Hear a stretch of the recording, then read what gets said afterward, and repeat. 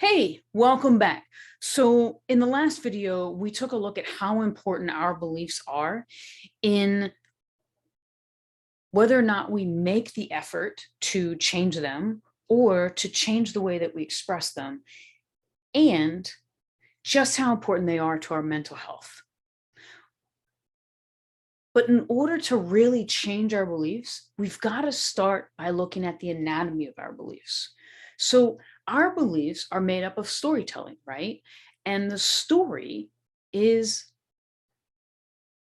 really important. In fact, we can imagine that our beliefs are a table, right? And that table has 6 different legs. Each leg of our table is formed from one of 6 different sources.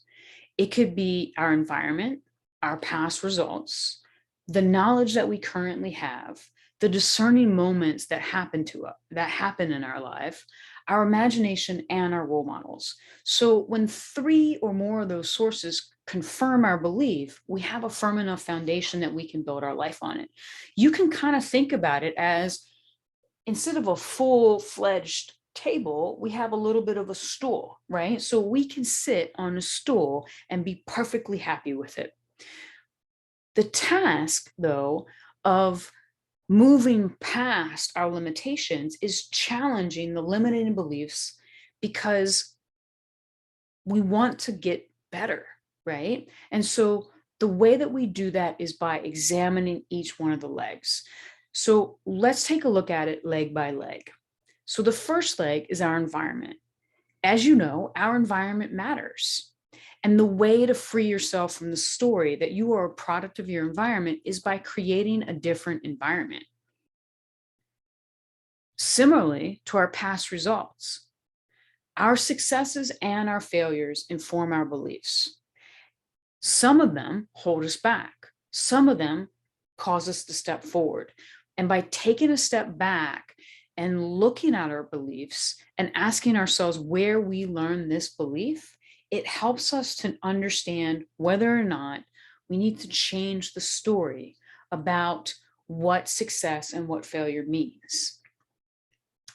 Next is our current knowledge. So we can either keep the knowledge that we have, or we can upgrade our knowledge. And as anyone who's a professional knows, you must always update your knowledge, right? That's what CEUs is about, continuing education units.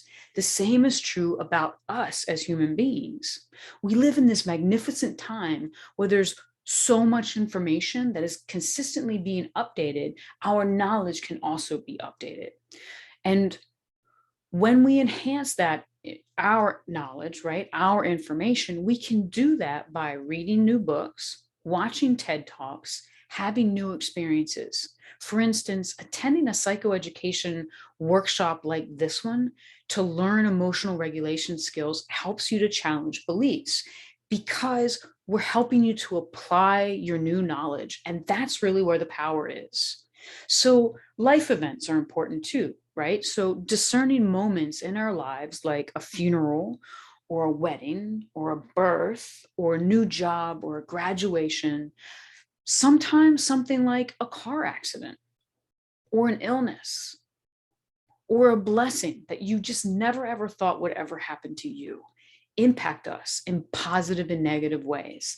And taking a look at what those events mean to us can really help us to level up our belief system.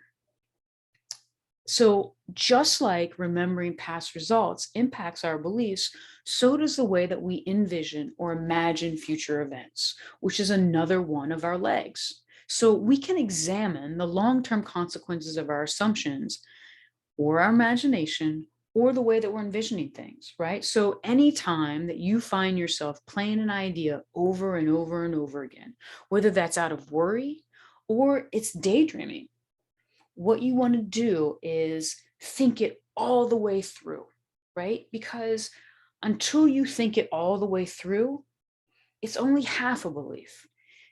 It's an idea. And sometimes ideas are worth chasing. Things like improving your emotional fitness is an idea worth chasing. Other times, ideas are not worth chasing, right? Like, I'm going to fall off a cliff when there's no cliff around, and that's the thing I worry about.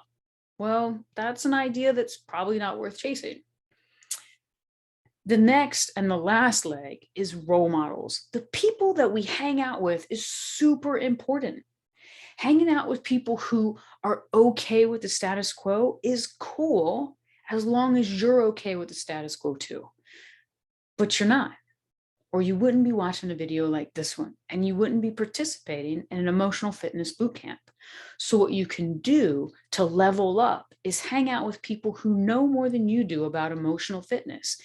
Those folks can change the way that we experience our potential emotional power. And what they're doing is they're modeling for us what they do, right? And we can mimic them, what they're saying, what they're thinking, and what they're doing. And that gives us the ability to learn from their experience.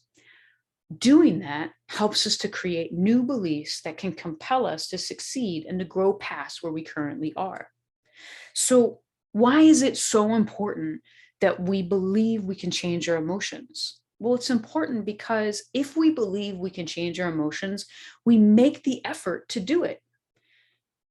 It helps us to search our own lived experience of when we've changed them in the past, and that gives us fuel to be able to change them.